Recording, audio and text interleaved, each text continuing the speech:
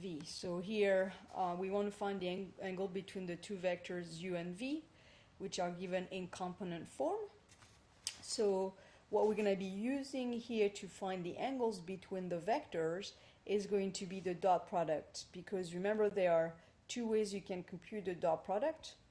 So if you know the components of each of the vector, the dot product is going to be the sum of the product of the x component, the y component, and the z component. In other words, it's going to be 1 times 2 plus 1 times 1 plus 1 times negative 1.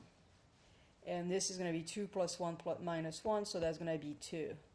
So we know the dot product of u and v is 2.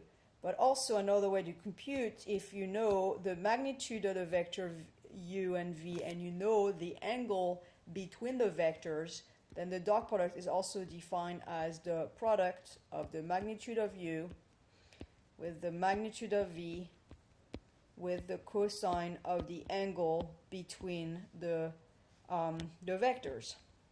And that's what we're looking for here, the angle between the vector.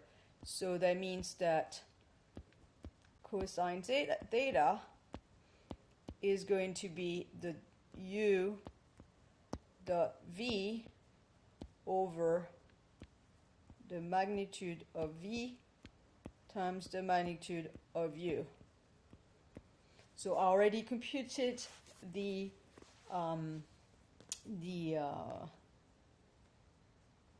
dot product of u and v.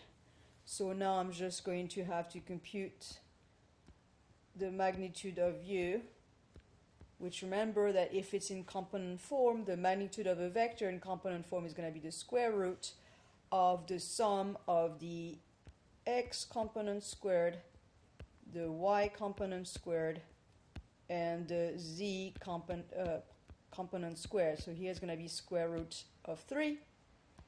And similarly here, if you look at the magnitude of a vector v, if you square each of the components and add those numbers and take the square root, that would be the magnitude of the vector v.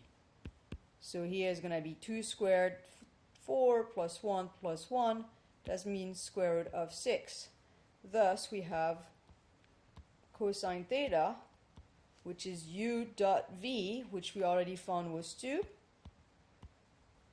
over the magnitude of u, which is radical 3, times the magnitude of v, which is radical 6.